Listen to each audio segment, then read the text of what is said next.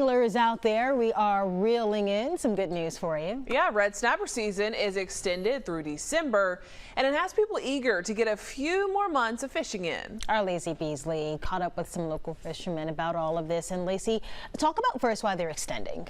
Well, Nathan, Shelby, there are a few reasons, and the main ones being less than ideal weather and high fuel cost. Anglers travel far and wide every summer to get their hands on red snapper, though officials say this season was more troubling compared to years before.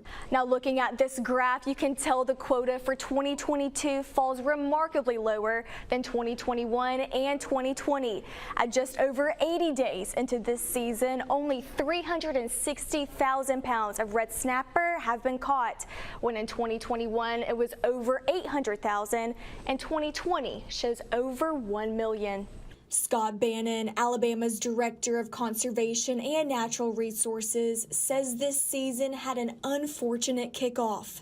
We lost the opening weekend, Memorial Day weekend. The weather was terrible, and normally we would fish about 150,000 pounds, and we only fished a couple of thousand, but the people did the right thing. The weather was not good. And soaring fuel costs didn't make it any easier. This year, people have specifically spoken to us and said, I'm not going to make more than one trip or just a few trips this year.